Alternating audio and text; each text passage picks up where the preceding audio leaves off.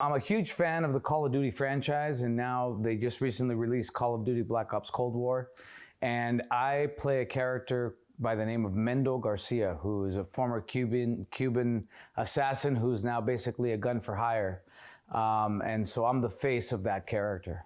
Okay, so when you act in a video game, explain some of the things, especially a video game like this that's a shooter and there's a lot of physicality into the characters. What do you got to do? Right. Well, what was different with this game is my image and my face was scanned by a series of cameras. What we did is they brought me in for character development sessions where they dressed me up in all different outfits. Then once they got an outfit that they were happy with, they'd take multiple pictures. It was all on this circular platform, and then once they got a pose that they were happy with, they would have me freeze, and then they'd rotate me, take a picture, rotate me, take a picture. And they would do that for 360 degrees, and then they'd take me into a room to scan my body, and then they'd put me in another dome, which literally it looked like it's time machine. It was a round dome. They'd put me in the chair, slide me in, and then that thing would take pictures of my face. And then they put that into the computer. So to see my character moving and doing all these actions in the game that I didn't really get to do in real life, it's really interesting.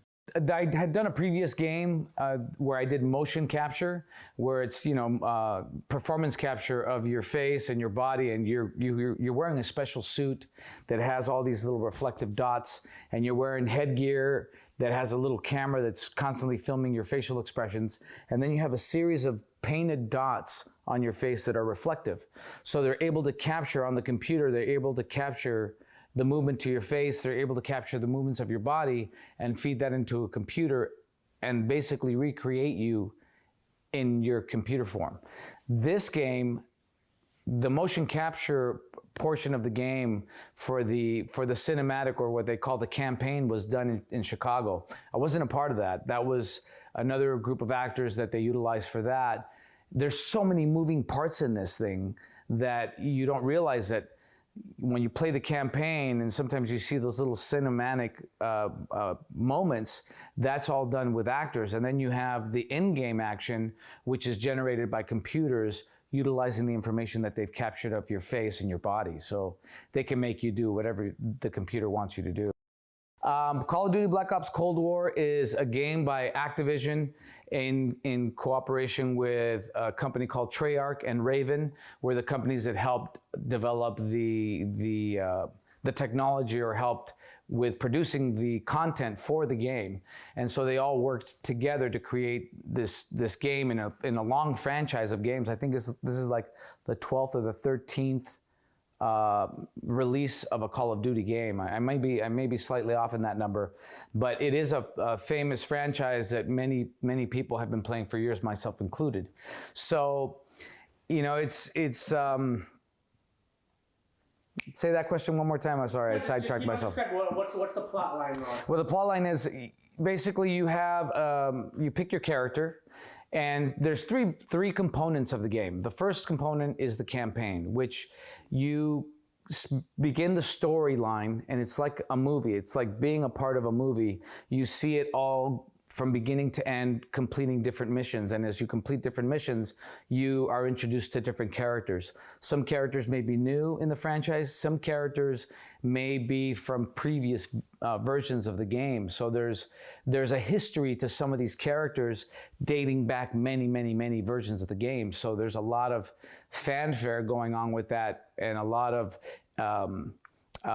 Easter eggs or little surprises that fans are being presented with, where they're seeing character that they didn't expect to see, or they're finding out something that ties together to the history of the other games. So it's a really fun experience. So for me, I've always been a campaign player. I love that feel of going from beginning to end, finishing the missions, and seeing the story all the way through.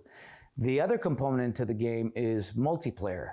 And that's where you go online, you play as a team with other players in other parts of the world, and basically you play capture the flag or detonate the bomb.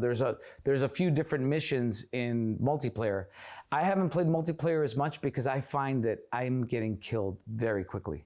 And it's usually by some 10-year-old kid in some basement, God knows what part of the world, that is very verbally abusive at the same time as they're killing you. So it's funny, but at the same time, I find myself getting so frustrated with that version of the game. And then there's zombies. Zombies to me is something new. I wasn't aware of what part of the game. I knew I was going to be in multiplayer, that my character would be in multiplayer. But then as we progressed in my working with the project, they started telling me, we're so happy with what we're seeing with the character that you may actually see a lot more of this character in different portions of the game. And that was held true when they released Zombies. They used my character in the trailer for the game, which was fantastic for me to see. For any military character, right? But can you talk about, you actually have a military background? I do have a military background. I spent 8 years in the United States Marine Corps. I went into the Marine Corps right out of high school.